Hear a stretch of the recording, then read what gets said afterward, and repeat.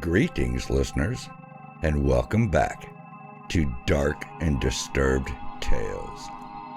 Tonight's story, Welcome to Hell, Part 1, written by Leon Hamilton, narrated by The Night Watcher, with special guest stars Duchess of Darkness and Creepy Face. I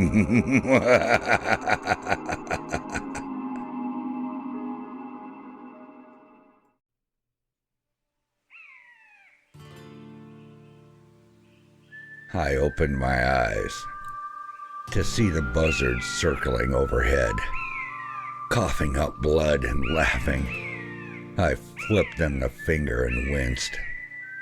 I wasn't really ready to check out just yet. The first order of business was getting my sorry ass out of the dirt and back to my truck. That was going to be the hard part. The bullet in my gut was a parting gift from my soon-to-be ex-dead wife, Linda, and her dumbass boyfriend, Don. The man's an idiot. He does anything she tells him, including robbing me blind, which is how I got here. Can't put it all on old Donnie, though. That woman's poison. There's nothing she won't do when it comes to getting what she wants.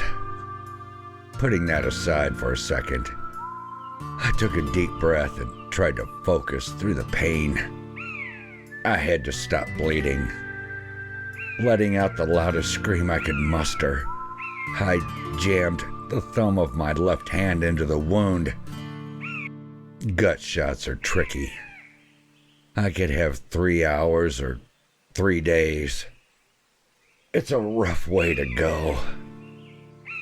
Grunting and wheezing, I fought to get upright, staggered to my truck and got in.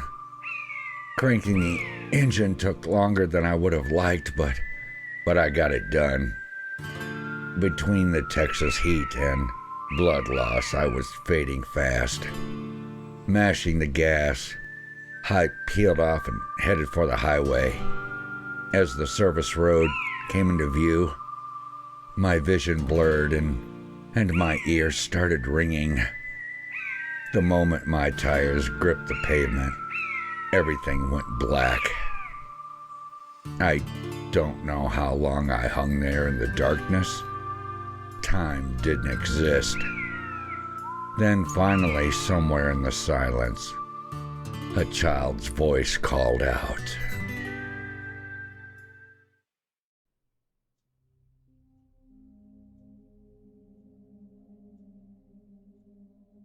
Hey, mister, you really shouldn't be lying in the road. Someone might run you over. It took a moment for me to process what I was hearing. As it became clear, light began to cut through the void, warming me up. The sudden need to take a deep breath made me realize I hadn't been breathing before that moment. Gasping and sitting up, I was greeted by a dirty kid on a BMX, staring at me. Struggling to speak, I asked, "Where am I?" The kid just sat there for a moment. Then after an awkward silence, he shrugged and rode away. I watched him for a second, then looked around. I was on an empty stretch of highway, lined with dense forest on either side. There was nothing but road as far as I could see. But when I turned to look for the kid, he wasn't there. In that instant, it dawned on me that I wasn't in pain. Glancing down, I noticed my clothes were clean and the bullet holes were gone. How in the hell did I get here? I paused, trying to think back. My memories were fading by the second. For some reason, the only thing I could recall was was waking up here. I knew I had been shot, but I couldn't remember why or by who. Getting to my feet, dusting myself off, I glanced up at the sky. It felt like morning. There was a cool breeze drifting through the trees, and the grass was still damp. The woods that surrounded me were deep and dark, but I could see fog hovering in the distance.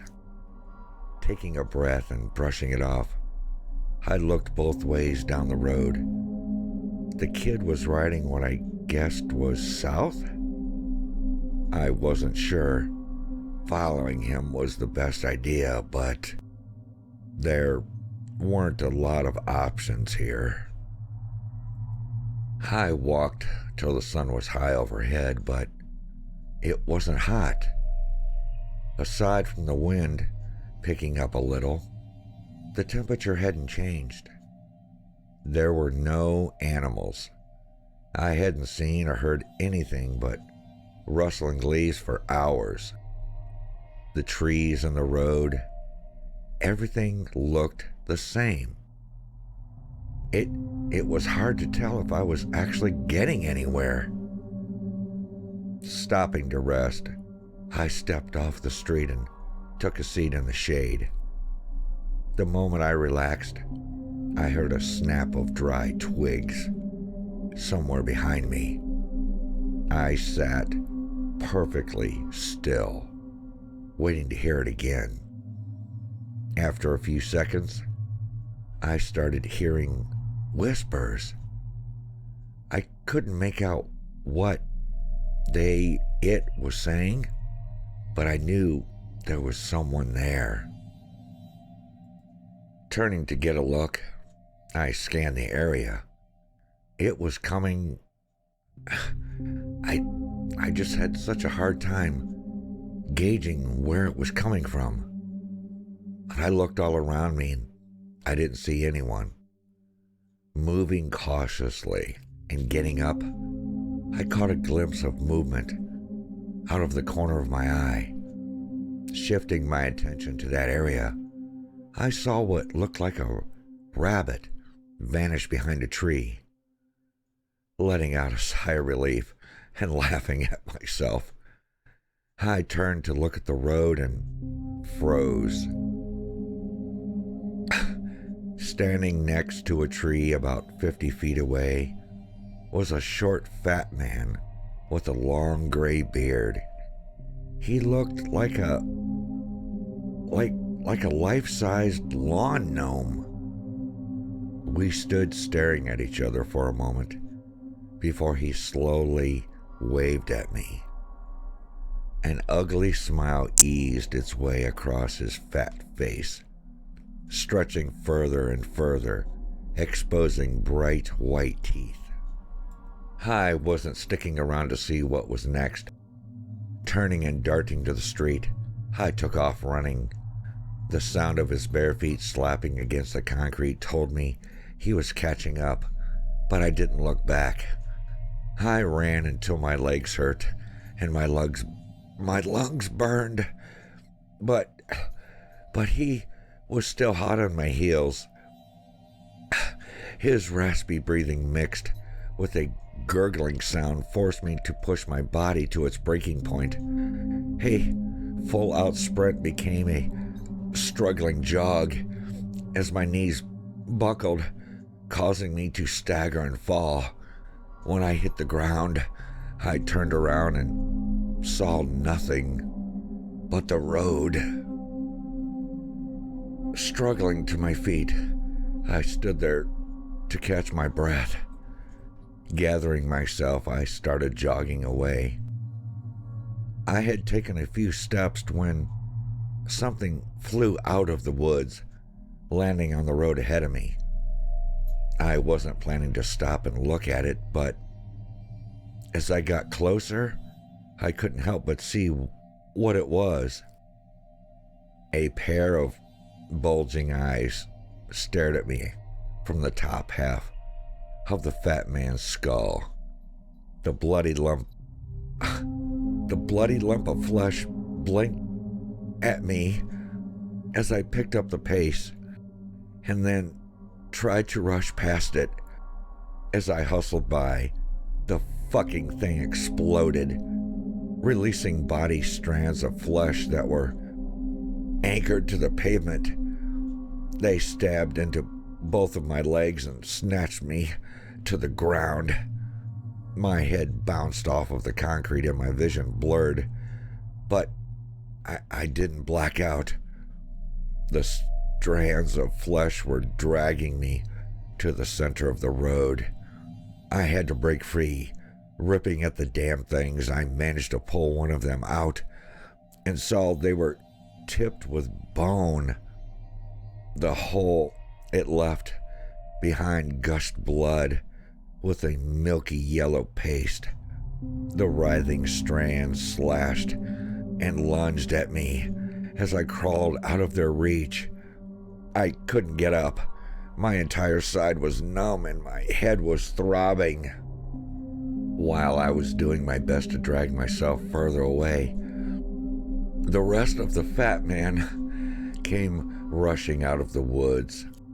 The bloody stump of his neck was a ragged hole filled with teeth and surrounded by tendrils. All I could do was scream and watch that thing race towards me.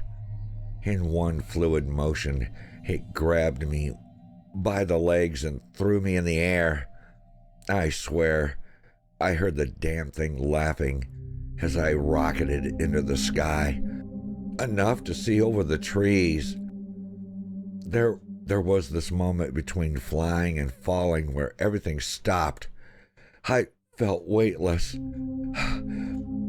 helpless, and scared as hell. Then gravity kicked in. It's true what they say. It ain't the fall that gets you. It's the sudden fucking stop at the end. As the concrete rushed up to greet me, I felt every bone in my body shatter and rip through my flesh before everything stopped. In the blink of an eye, I found myself gasping for air and sitting up. I was back where I started, now surrounded by darkness. I glanced up to see a full moon hung high in the sky, giving the road a slight silver glow. The first thing I did was look for the gnome, but I couldn't really see past the trees. Once I was back on my feet, I stood there for a long minute, silently losing my mind. I wanted to scream and yell, but there was no one there to hear it. Taking a deep breath and pulling myself together, I tried to focus on what was around me. I needed to walk away. I needed a way to mark where I'd been so I could at least have an idea how far I had gone. There wasn't much to pick from, so I wound up breaking off some of the low-hanging limbs from a few trees. The plan was to drop one every mile or so. When I ran out of... Fuck. I'm just so fucked up in the head right now. My plan... When I ran out of sticks, I should have traveled at least 10 miles. By the time I dropped the 5th stick, a foul funk drifted in on the breeze. The smell of rotten meat and gasoline stopped me in my tracks. The longer I stood there, the stronger it got. After a few seconds, a slight shuffling sound broke the silence. It was faint at first, For a second, I thought the wind might be moving leaves, till I heard it again. Slow, dragging footsteps somewhere in the darkness. It wasn't long before I spotted something moving. It was hard to make out until a pair of flaming eyes glared back at me, releasing a blood-curdling death rattle. The decaying corpse of a woman staggered out of the road, snarling as she hobbled towards me. Her body was a dripping mass of discolored of discolored flesh that was falling off of the bone. Each lump that splattered on the pavement smoked and sizzled, leaving a trail behind her. Going on how slow she was moving, I figured I could outrun her with no problem. I crossed the road and ran past her as she growled and swiped at the air. It was funny. For all of 10 seconds, then she screamed. She burst into flames and came running full speed after me. Her snarls and grunts echoed through the night air as she closed the distance between us. This was it. She was gonna tackle me. I was gonna get eaten alive by a fucking flaming zombie. Just when I thought I couldn't take another step, her screaming stopped and her body crumpled into a pile of smoldering ash. I stopped and wheezed. Fuck you. While trying to catch my breath. The road seemed to go on forever. There was nothing but darkness ahead, and behind wasn't much better. Shaking my head and shuffling to my feet, I started walking. After another 2 hours, I found hope in the form of a road sign. Chucky's gas and food and lodging. Next right. Oh my God. Something so familiar in this fucked up land. I didn't think I'd ever seen or heard 7 better words. They gave me such a push I needed. Oh, something so familiar. I wanted to weep with relief. A short while later, I was standing at the edge of the parking lot at a truck stop / motel near the building. There was a barbecue stand with people standing in line to get food. The smell of the grilled meat made my stomach growl. Checking my pockets for the first time, I found lint, a cigar lighter, and 35 cents. Fuck. There was no point in getting in line, but I might be able to find out where I was. As I strolled up, an older guy who'd just gotten his food walked past me. Stopping him, I asked, "Excuse me, sorry to bother you, but where am I?" He gave me an odd look, then blinked a few times as if he were realizing something, and shrugged. I don't know, son. I just stopped to get something to eat and... He trailed off, blinking and looking confused, and shook his head. I can't really remember how I got here. His expression went from dazed and confused to lost and horrified before he wandered off, muttering to himself, He shrugged.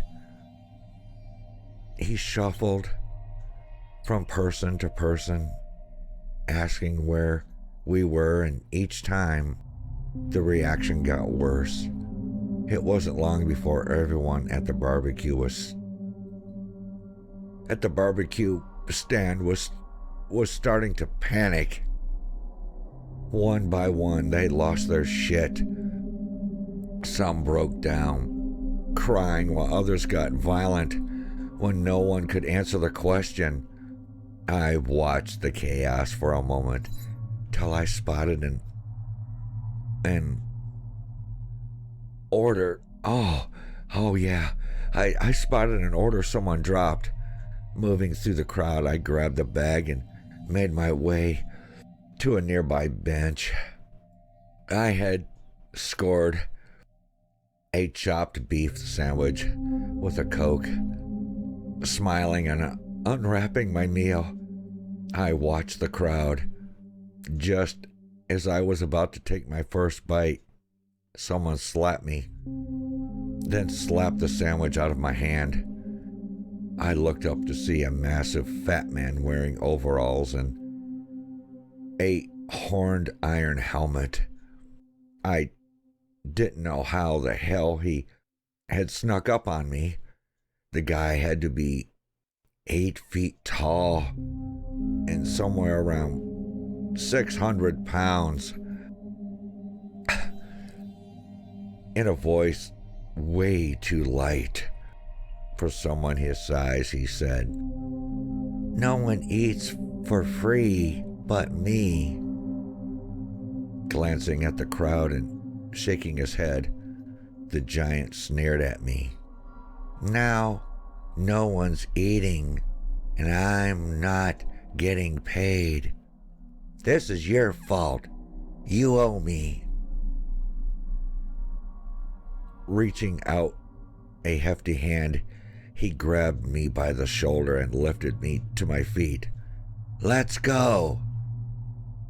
He grumbled in that far too light, high voice for his size, shoving me towards the barbecue stand. The second there was a little distance between us, I began to run. Sprinting past the store, I turned the corner of the building and slammed into something that put me on my ass. Glancing up, I see the big man towering over me, smiling, just before he punched me in the head and knocked me out. I woke up on the ground behind the stand. There was a heavy metal collar around my neck, attached to a thick chain that was bolted into the pavement. Fighting the urge to panic, I sat up and looked around. The eerie silence that had been replaced by the buzz of the truck stop, lights, and the smell of hickory smoke. The crowd was gone.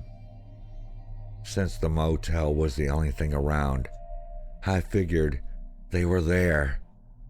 I waited for a second, expecting the big man to pop up, but when he didn't, I got my shit together. Standing up with some effort, between the weight of the collar and the throbbing headache, I was having a hard time. From where I was, I couldn't see anything. Really, I cleared my eyes, and I slowly looked around again. And from where I was, I could now see everything. The store, the motel, and the road leading out. The chain gave me just enough slack to move between the smokers and the stand. Pulling at it a few times, I quickly understood I wasn't going anywhere. After an hour or so, I decided to check the smokers for food. The first one was empty, but the second held 3 tin trays piled high with burger patties, sausage, and leftover cuts of brisket. With no hesitation, I grabbed a patty, Lincoln, and a hamburger patty, and closed the lid, nervously looking around. I took my first bite. I don't know if it was because I was starving or if it was really that good, but it was the best burger I had ever tasted. Perfectly seasoned and cooked to perfection. The big guy clearly knew his way around the grill. I had just finished scarfing it all down and was about to tear into the link when someone spoke up from behind me. Huh. Manny's not gonna be happy about you eating all his inventory. I turned to see a guy who looked to be in his early 20s, leaning against the barbecue, puffing on a vape. Blowing out a massive cloud, he smirked and looked at me. So you're the one causing all the fuss. Huh. Expected you to be taller. I couldn't contain myself. I was losing my mind, and this smug little shit was making jokes. Taller? What the fuck is happening? Where am I? Laughing, the kid shook his head. Oh, this is gonna be fun. You're dead, son.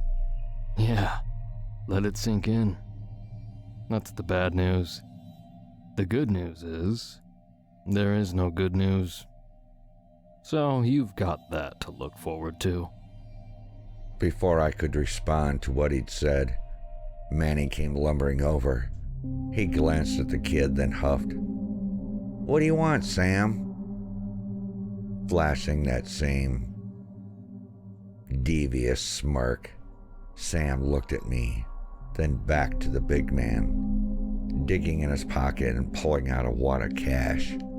He motioned for Manny to come closer. Let me buy this one off you. The big man looked at the cash, then at me, and shrugged before snatching the money and thumbing through it. "He's all yours. Probably better off, anyway. I'd have to fatten him up." He laughed and tossed Sam the keys to the collar and walked away. "What the fuck just happened? Did you buy me?" Yup, sure did. Now, before I hand you the keys, let's get one thing straight. You belong to me now. You do what I tell you. Nod if you understand. He paused for me to nod, and then he continued. Good. To answer your question, you're on the road to Acheron. Tossing me the keys, he pulled his vape from his pocket and took a long pull. Once the collar was off, I rubbed my neck, looked around and asked, "So, this isn't hell?" Sam exhaled and chuckled. Yes and no. Think of hell as a really big state you can never get out of, and Acheron is a city within that state. So, Texas? You're funny. That's good. Keep that energy. So here's what's going to happen. I got a list of things that need to get done, and you're going to do them. We'll start with you catching one of those idiots from the barbecue stand. The guy you talked to ran into the woods. Bring him to me. I'll be at the motel, in room 4. Better get moving. He's getting further away by the second. Looking at the tree line, I shrugged my shoulders. How am I supposed to know which way he went? Sam rolled his eyes and huffed as if my question annoyed him. Then he pointed to the woods. It doesn't matter which way he went. It all leads to the same place. Find him, or I'm gonna be forced to fuck you up. Now get moving. Right about there, I had had enough. There was no way I was letting this little fucking bastard push me around. Taking 2 quick steps towards him, I punched him square in the mouth. Sam staggered back and caught his balance, smiling at me and snapping his fingers. In the blink of an eye, I was lying on my back, staring up at a blue sky. With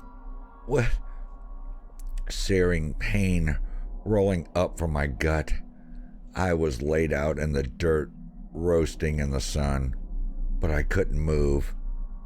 As everything started to come back into focus, a sound drifted in. It reminded me of stirring macaroni. Only this sound came with a feeling, a writhing, squirming sensation in my stomach that led to shock waves of pain surging through my entire body. Grunting and wheezing, I put all of my effort into lifting my head, enough to get a look at my midsection. What I saw made me want to vomit. There were massive maggots feasting on my open wound, tearing at my flesh as they swam in my blood. I tried screaming, but all that came out was a raspy gasp before my mouth filled with bile. Turning my head to the left, spitting the sour fluid into the dirt, I saw Sam sitting under a nearby rock. Taking a long puff and a pull off of his vape, he smirked at me and exhaled. You'll do what I tell you to do, or this is where you'll spend the next 100 years. Nod if you understand. It took everything in me to do as he said, but as soon as I did, he snapped his fingers and we were back at the barbecue stand. Gasping for air, I dropped to my knees and puked up another wave of bile. Struggling to catch my breath, I wheezed, "What was that?" before splitting and getting to my feet. A possibility. Stop asking stupid questions and get going. We ain't got all night. With that, he turned and walked away. I watched him for a second, then turned my attention to the woods. I could barely see past the first row of trees. Finding this guy in the dark was going to be impossible. Looking around, I spotted a pile of dry wood Manny had been using in the smokers. After sorting through most of it, I found a piece long enough to make a good torch. Next, I went over to the gas pumps and managed to get a few drops from each one. It wasn't a lot, but it was just enough to wet the end of the wood. Using my lighter, I put a flame to them and got moving. The torch worked great, but it didn't last long. The wood was too dry. I had to drop it after a few minutes. Now engulfed in darkness, I started hearing the faint sound of someone screaming for help. It was hard to tell which direction it was coming from, but it would get louder, then suddenly further away as I got closer. After what felt like hours, I came to a clearing with a boulder sitting in the center of it. I think that's what it was. There was someone on top of it, waving, trying to get my attention. "Over here!" the figure called out while jumping and waving both arms. The closer I got, I had to smile. It was the guy I had been looking for. When I made it to the rock, I got a good look. I got a better look at him. He was in bad shape, blood covering most of his clothes, and there were bites all over his body. One of his eyeballs had been ripped out of his head, and there were holes in his face. Frantically looking around, he asked, Where are they? Did you see which way they went?" "Who?" "There was no one out there." "No, not who. What?" "They're everywhere. Furry little fucking demons. They're trying to kill me." Pausing to look around, I waited for a moment before turning to glance up at the sky. "Hey, what's your name?" "Adam," he called back while nervously scanning the tree line with his one good eye. "Okay, Adam, there's..." The chattering sound echoed through the air, cutting me off. When I turned to look around, I nearly shit myself. The darkness of the forest was littered with tiny sets of eyes reflecting moonlight. There were a lot of them. It was almost like staring up at the star-filled sky. Horrified, Adam blurted out, "They're coming! I have to get out of here!" Then leaped down from the boulder and took off running. As he crossed the clearing, a pack of a dozen or so of the small furry creatures darted out after him. Some ran on 2 legs, others on 4. They looked like someone had taken scraps of random animals and stitched them together with razor wire and staples. I didn't get to watch long. As the second pack came racing towards me, I had to run, keeping my eyes on the prize. I took off in the same direction as Adam. It wasn't hard to catch up.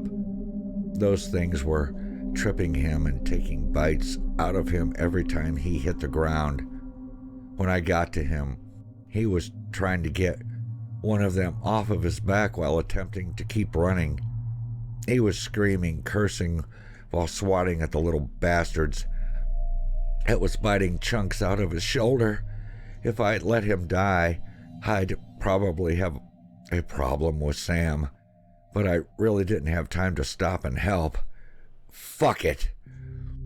I rushed over, kicking a few stragglers out of the way, then snatched one off of Adam and threw it.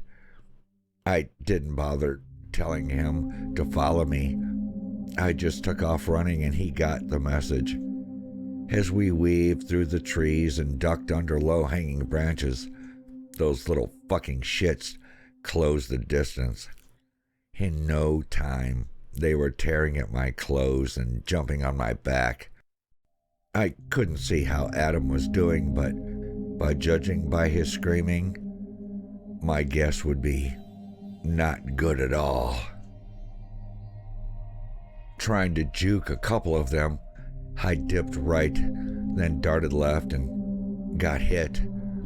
A two-headed raccoon lizard leapt off of a branch, latched onto my face, and bit me on the top of my head.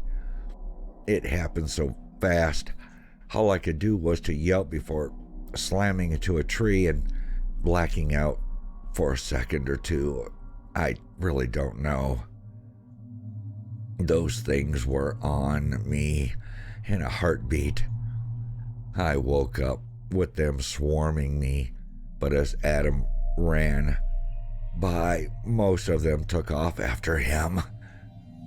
I was left with 3. One had bitten 2 fingers off of my left hand. The other was in the process of ripping my ear, while the last was chewing its way through my shoe. Kicking as hard as I could, I sent the last one flying, then smashed the one on my left. With what was left of my hand last, I snatched the one snacking on my ear and bashed it against the ground till it stopped moving. As I got to my feet, the one I'd kicked came scrambling back. Instead of attacking me, it immediately started cannibalizing the other 2, giving me enough time to run. I could still hear Adam screaming. He hadn't gotten far, and when I found him, I saw why. They'd eaten his legs from the knees down. He wasn't dead, but there was no way I was getting him out of there. There was nothing I could do. If I had a gun, I could have put him out of his misery, but there was no time to dwell on it. As more of them rushed in and swarmed his body, I ran towards the glimmer of light in the distance. A few of them chased me for a while, but eventually gave up and turned back. After running for what felt like an hour, I found myself back at the truck stop. The moment my feet touched the concrete, I collapsed, gasping for air. I'm not sure how long I lay there before I heard a woman's voice. So, you want to explain why you're laying in my parking lot? I glanced over to see a brunette staring at me from a few feet away. Sitting up and clearing my throat, I replied, "Just taking a load off. It's been a crazy night." She chuckled and looked around at the empty lot. Crazy night, What's your name? I didn't know why, but the question caught me off guard. For a second there, I couldn't remember, and then it hit me. "My name's Richie." As the word crossed my lips, I was slammed with a series of vivid flashbacks. My entire life played out in a matter of seconds. My name was Richie Burke. I was a thief and a murderer. I just robbed a bank and was stashing the money when my ex-wife and her boyfriend robbed me. Things got a little fuzzy after that, but before I could clear the fog out of my brain, the lady snapped her fingers to get my attention. Okay, Richie. I'm Lucy, and either you're walking or you're working. Since you're doing neither, I need you to get your shit together and get moving. Taking a deep breath and getting up, I noticed Lucy hadn't taken her eyes off of me. There was something about her that felt familiar. Wincing, I asked, "Have we met before?" Without answering, she smiled a wicked smile, then turned back and walked to the store. I didn't bother asking any more questions. I figured she wouldn't answer them anyway. Dusting myself off, I headed for the motel at the back of the lot. Finding room 4 was a lot harder than it should have been. There were no numbers on any of the doors and they all looked the same. I started from left to right by knocking on the 4th door. After a long pause, a nervous-sounding voice responded, Go away." Shrugging it off, I passed the window. Someone inside snatched back the curtain. A pale, thin man with deep-set eyes and a long face stood staring at me, while picking at the hundreds of ticks that were crawling all over him. He didn't blink as his hands moved on their own, plucking off some of the more swollen insects. Looking at him made me itch. I had to hurry past for the itching to stop. No one answered the next few doors. When I made it to the last room in that section and knocked, the door opened. There were clothes folded neatly on the bed, and I could hear the shower running. Looking around, I called out, "Sam, you in here?" No response. I was just about to walk away when I heard someone turning off the shower. I called out a second time and got a response, but it wasn't the one I was looking for. The restroom door swung open and banged against the wall, causing the lights to flicker. In that fraction of a second, a figure appeared in the mirror. I only caught a glimpse of it before the lights flickered again and the door slammed shut. Slightly confused, I stood there for a moment, then headed for the next section of rooms. Over the next hour, I saw 2 exploding hobos, a snail with a human face, and what I can only describe as a manimal eating a bowl of cereal. When I finally found Sam's door, it was open, and he was sitting on the bed watching reruns of Head of the Class, looking at me and laughing. He picked up the remote and muted the television. Looks like you've been having fun. Where's my guy? Stepping inside, I replied, "He's dead." Then I flopped down in a nearby chair, pulling out his vape and taking a long drag. Sam shook his head and smirked. You can't die if you're already dead. He's back on the road. Damn, I wanted that one. Oh well, on to the next item on my list. You're gonna go talk to Captain Charlie down by the river. He's got a package for me. Pick it up and bring it back. Don't get caught, and whatever you do, don't look in the bag. Using my injured hand to point at my missing ear, I scoffed. "I'm kind of fucked up over here, Chief. Can I get a minute to recoup?" Sam took a moment pretending to think it over, then got up and said, No, get out. Agitated and exhausted, I fired back. I don't know where I'm going. Where's the fucking river? And how am I supposed to know who Captain Charlie is, you fuck? Go to the road, turn right, and walk till you see a sign that says Blue River Crossing. Follow the dirt trail to the river. Charlie won't be hard to find. He's the only one with the boat.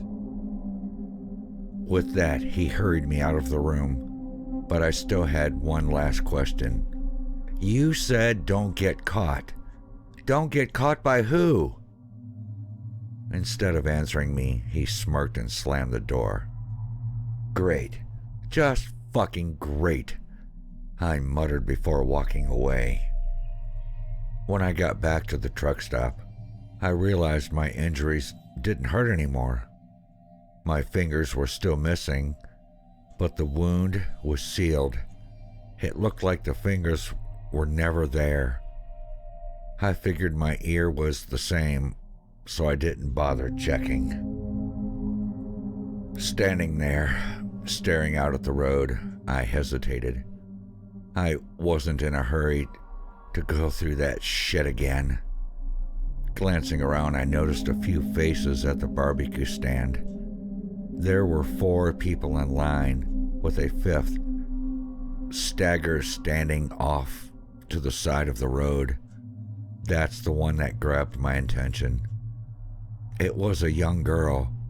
She looked 16, maybe 17, dressed like she was fresh out of the 1940s. She was the only one that didn't look confused as she stood there smoking a cigarette. To be honest, I didn't give a shit about her. I just wanted a smoke. Making my way over, I bummed one from her and was in the process of walking away when she stopped me and said, "Forever's a long time. Don't let them use you up." I didn't know how to respond, so I just nodded, lit my cigarette, and walked away. The further I went, the quieter it got. Soon there was nothing but me, the woods, and the silence. Flashbacks of the first time instantly put a knot in my stomach. There was no way I could run. I was barely walking. After a while, I couldn't take it anymore. I had to rest. Flopping down in the center of the road, I sat there with my head down, eyes closed, fighting to catch my second wind. Eventually, the sound of a woman laughing startled me. Turning to see where it was coming from, I spotted Lucy walking towards me. The sway of her hips was captivating. She almost seemed to float as she approached with that devilish grin. Once she was standing over me, she tilted her head to the side and tucked a loose strand of her hair behind her ear. Well, well, well. Look who we have here. What brings a guy like you to a place like this? Wait, don't answer that. I already know. Sam's got you on a mission. He wants you to go get something from the captain. Did he tell you what it was? I shook my head and she stopped smiling. Figures. It's a book. I'm not going to tell you what it's for, but he shouldn't have it. I want you to bring it to me. If you do, I'll help get him off your back. Thinking about it for a second, I slowly got up and dusted myself off. A book, huh? Okay. But you gotta sweeten the pot. I need a place to sleep when this is over. Lucy smiled and extended her hand to shake the seal of the deal. The second we pressed flesh, a searing pain surged through my arm, and she leaned in close and whispered, "Don't fail me." Those words echoed through my brain as she released her grip and vanished, leaving a sweet smelling mist in the air. Breathing it in gave me a rush. I suddenly felt great. Laughing a little, I got moving. It wasn't long before the sign of the Blue River Crossing came into view. The dirt road ran through the woods for a mile or two, then brought me to the river banks. The water was still. It looked like black glass in the moonlight. Not far from the water's edge, 3 people sat around the fire talking. As I made my way over, I kept expecting to hear their voices, but the closer I got, I realized they weren't making any sounds. Their mouths were moving, and they were reaching. No, they weren't reaching, they were still. They were reacting to each other, but there was no noise. I tried getting their attention, but they ignored me till I tried pushing one of them. The second I touched one of them, the closest one to me turned to ash and crumbled. The other 2, a man and a woman, leapt up from the seats and ran off. As they got further away, I turned my attention back to the water. There was no sign of a boat anywhere. Taking a seat next to the fire, I decided to wait. Hours ticked by, and just when I was about to give up, the sound cut through the silence. A low hum of a horn drifted in from somewhere in the distance. It would last for a few seconds, then stop, but I could tell it was getting closer. After a short wait, a riverboat sent waves across the water as it blasted its horn. It looked like something out of the Old West. It was white, with a huge red paddle and a tall black smokestack billowing clouds into the air. As it docked, I was halfway expecting to see a cowboy come strolling out, but what I got was Captain Charlie. Standing somewhere around 4 feet tall, he reminded me of Joe Dirt. At first glance, I thought it was a kid. If I wasn't so fucked up in the head right now, I could see more clearly. But if it wasn't for the fact he was swigging off a bottle of rum and smoking a cigar, I would have bet money on him being a 12-year-old. Trying not to laugh, I watched him scanning the banks till he spotted me and came walking over. Stopping a few feet away, he took another sip from his bottle, then looked at me and grumbled, "You ain't on my list. What are you doing here?" "Sam sent me. He says you've got something for him?" Narrowing his eyes, the little man stepped back and spat on the ground. "That rat bastard was too chicken shit to come get it himself, huh? Sounds about right. You tell that twat Waffle I said when I see him, I'm gonna break my foot off in his fucking ass. This shit's been nothing but bad luck since the last guy left it here." Pausing to puff on a cigar, he corked the bottle and tossed it to me, then smiled. "Wait right here. I'll go get it." Excited by the thought of getting this package off his boat, Charlie hurried back to the ship. Looking at the bottle and shrugging, I pulled the cork out and had a drink. It was warm and sweet, finishing with a hint of vanilla as it went down. It was so good. I almost couldn't stop myself. Closing it up, I looked at the bottle and shook my head. There was a good amount left. It was the first thing I had to drink since I woke up in this fucking hell, and I didn't want to let it go. When Charlie finally came back, he was carrying a backpack and a bag. When he got to me, he handed over the backpack, then narrowed his eyes at me and asked, "You got any weapons on you?" When I told him I didn't, he laughed, dug in the bag, and pulled out a buck knife. Handing it over, he gave me a nod, then looked at the bottle and smirked. "Keep it, boy. You're gonna need it for the trip back."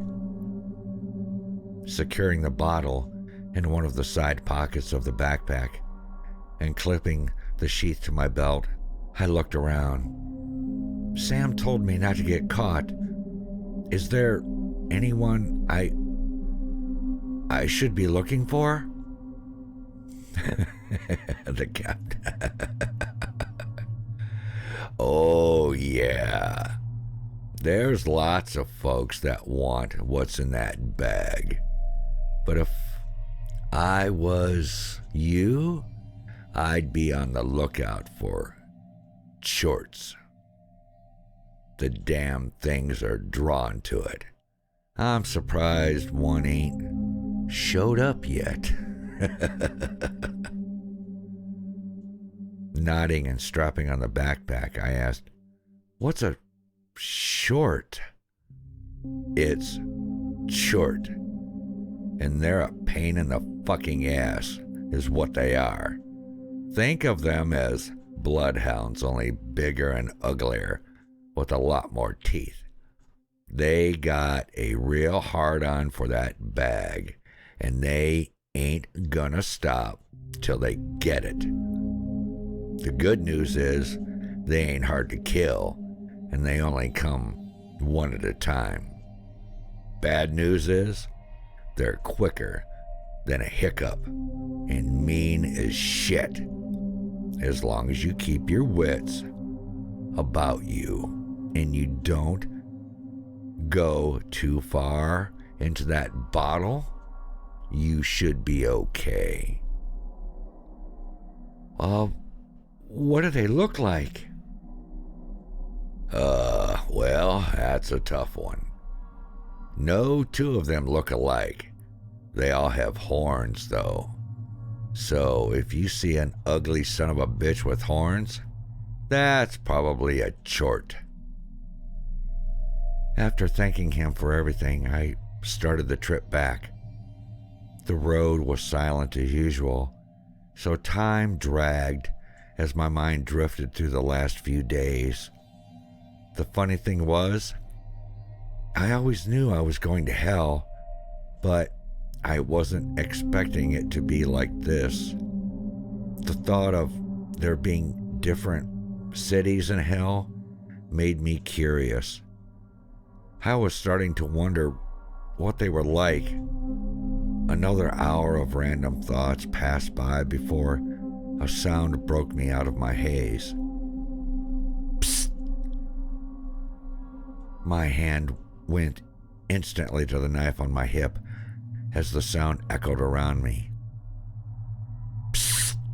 Over here!" A raspy female voice called from the darkness. Pulling the blade and slowly scanning my surroundings, I caught a glimpse of something hiding behind a tree. "Come out where I can see you," I shouted, preparing myself for whatever came next. To my surprise, a pair of spindly, pale blue hands popped out from behind a tree, and the voice called out, Stay calm. I'm stepping out. I wasn't ready for what I saw.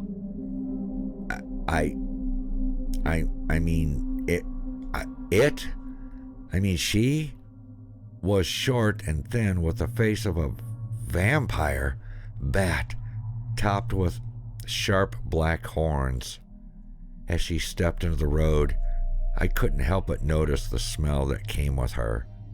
She smelled like week-old roadkill stuffed up a shark's ass and set on fire. Fuck off! You're not getting the bag! Still keeping her hands where I could see them, she stopped in the center of the road and replied, I don't want the bag. Switching to a reverse grip on the knife, I squared up and called back, Bullshit! I know what you are. If you want it, you're gonna have to take it. Wobbling her head from side to side, mimicking me. She chuckled and then moved so quick I could barely see her. In the blink of an eye, she was standing behind me. If I wanted it, I could have taken it by now. Her voice sounded close, but when I turned to face her, she was at least 20 feet away, tilting her head to the side and looking at me. Oh, she shrugged, then hurried off into the woods. Once she was completely out of sight, she hissed, See you soon. Stumped by just what happened, I stood there for a minute expecting her to come charging out of the darkness. When nothing happened, I put the knife away and started walking. As I strolled along, I realized time didn't move the same on the road. Minutes felt like hours, and hours just felt like days. The thing that stuck out the most was the fact that it was still the dead of night. I'd only seen the sun once since I woke up here, and it was starting to feel like it was never coming back.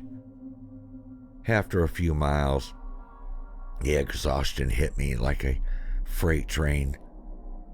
I guess Lucy's effect had worn off because suddenly I could barely stand. Hoping to catch a second wind, I stopped and tried to focus on my breathing. It wasn't long before I was sitting on the ground and taking a much-needed rest. Grabbing the bottle from my bag, I pulled the cork and took a long drink. As I brought the bottle down, a thought crossed my mind. Since I already knew there was a book in the bag, it couldn't hurt to take a look at it, right? When I unzipped the main compartment, the smell of mildew wafted out.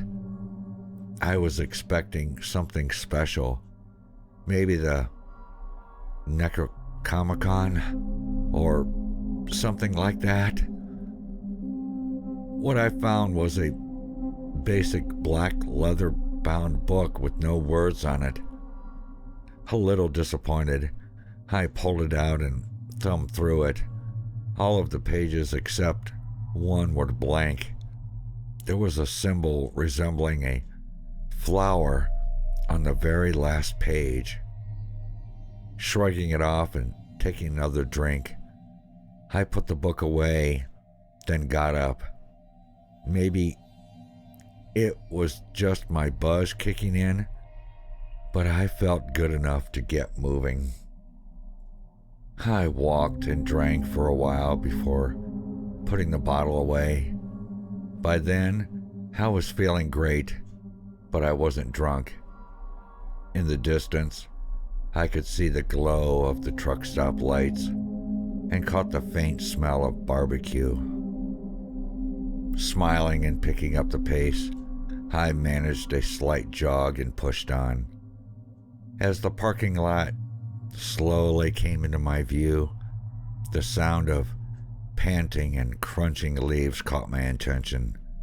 There was something running alongside me in the darkness. I couldn't see it, but I knew it was there. The closer I got to the lot, the panting turned into growling.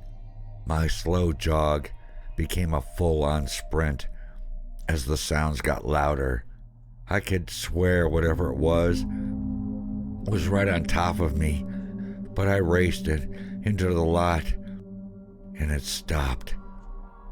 As tired as I was, I darted across the lot into the store without looking back. The second I was inside, I collapsed. As I'm laying there, sucking air and trying not to pass out, I hear footsteps. Then I see Lucy disapprovingly shaking her head. Every time I see you, you're either sitting down or laying down. Stop being lazy. Ignoring her, I sat up and looked around the store. The place was surprisingly clean and well stocked. There was something familiar about it. I felt like I'd been there before. It was the same feeling I had when I first met her. Turning my attention back to the conversation, I realized she'd been talking the entire time, and I hadn't heard a word she was saying. Chuckling to myself, I got up and took off the backpack. Once I had my bottle, I handed her the bag and took a drink. Excitingly unzipping it, she smiled and pulled the book out. Very nice. I didn't think it would be in good condition. Pausing to thumb through the pages, she almost couldn't contain herself. For a split second, I could have sworn she was glowing. Closing the book and motioning to a small stack of baskets next to the counter, she said, Grab one and help yourself to anything in the shop. Then I'll take you to your room. Once you get rested, we'll talk about good old Sammy.